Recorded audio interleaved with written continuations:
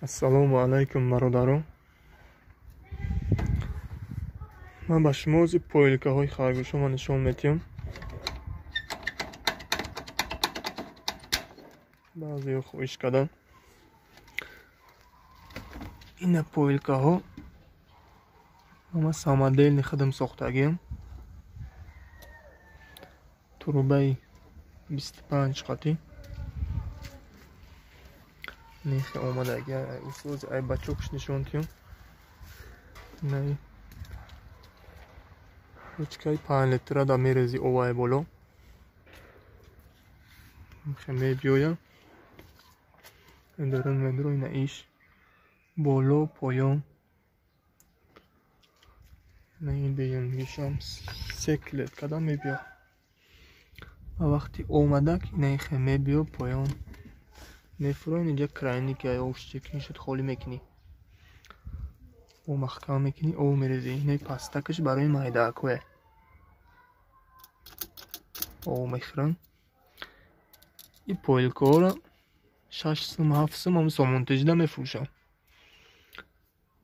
ҳамин кадоме ки камтар сантехникиро буфаҳма ақлаш бигира иншоалло соз када метавонай хелиро. ин баландаш барои калоноше ҳай пастакош мехӯра калоною ин пастош барои асосан харгӯшои майдоя барои бачаҳошо. ина як тазоида буд калифорнийский хай шукри худо калон шудай 40 рӯза шудагиай. очаш ин се тазоида буду ам зоида баровар дуташ намедонам ай чӣ сабаб буд ки мурдагӣ буд дуташ зоида баровар. якташ зинда буд ам як калон кард. шукри худо. хайна хулоса поилкаҳо инам хеле бародарон метавонем ки худтон бисозем.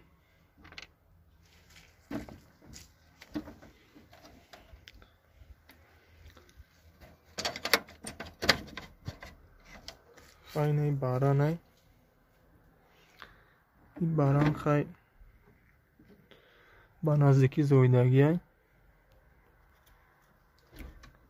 ба наздики зоидагиай амҷада хая кордор намешемулӣ. ин хай барани нарай дар бораи кармушкаҳо хай видео кардем. дар бораи кармушкаҳо видео кардем. ина клеткаи дигариша мебинем.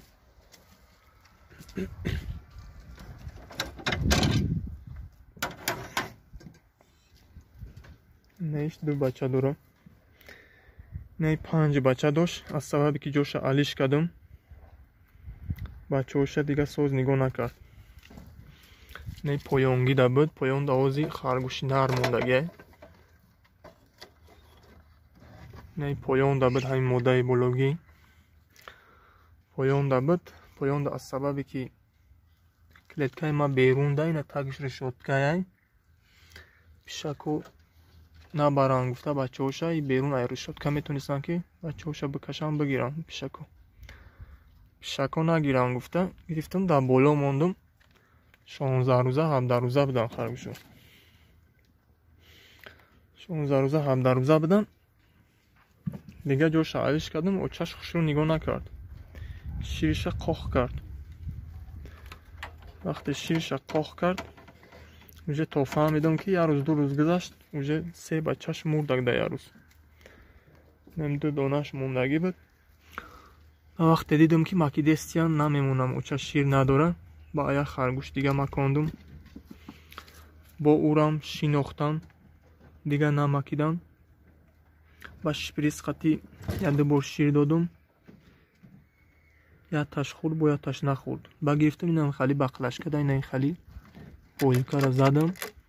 ози холие ҳамида шири гудакояку детский шир амура меандохтум. саҳару бегаҳ ним литри ҳамида мерехтам.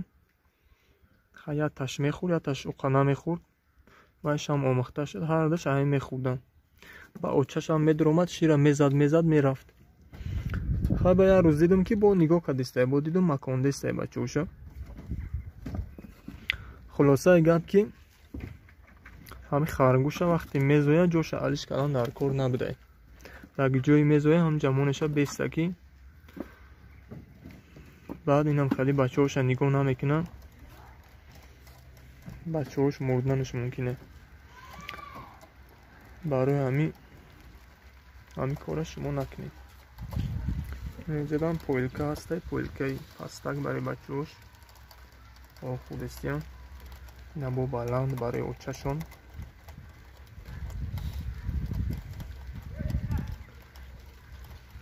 بچه های گده تا 30 چند روزه هنده، 37 روزه هم خیلی هم یا 4 روز مایده نایبه 36-37 روزه. نه پویلکاشون خیلی نه خیلی یا تک رینگ داره. نه بالا دا بچه که او میریزی میره همش دا. نه بارون هم سر کرد کن خیلی نه فلان داره. او دفعه نشان داده بودم میرم زویده بود، بچه هاش نشان ناده بودم ولی مایده بودن تای پشته بودن. شکری خدای نبور آمدگی هم بیان 40 روزه هم. این قطعی هم کالیفرنی که یه بچه داره هردش یه جویا زویده بودن یا 40 روزه هم 6 دانه زویدگی. شکری خدا خیلی همش کلان کدیسته هم کم بیکار ما خورده بشتی هم خیلی شکری خدا. نیجه خیلی کارمشکاره ویدیو کده بدم ندیده باشین در این کانال ده هسته. نیخ فلاندر چوهایی 40 روزه انشالله یکون 5-6 روز دیگه بیسته با خدا خواهم جدا میکنیم شونه. نه اوچش نه بچه هاش 3 تا سفید و 3 تا بور زویدگی. از سببی که آتش بوره برای همین ده خیلی اومدگی نه آتشه.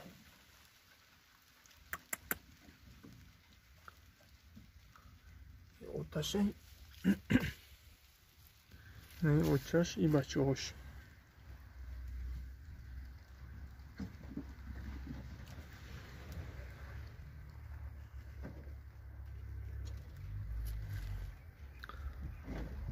خلاص اینم خیلی برادران خیلی پایانده نری کالیفرنیسکیه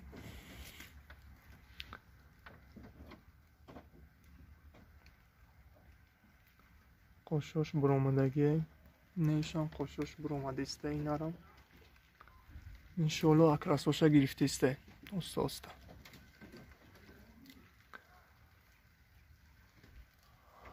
خیلی پویلکو رو نشان دادم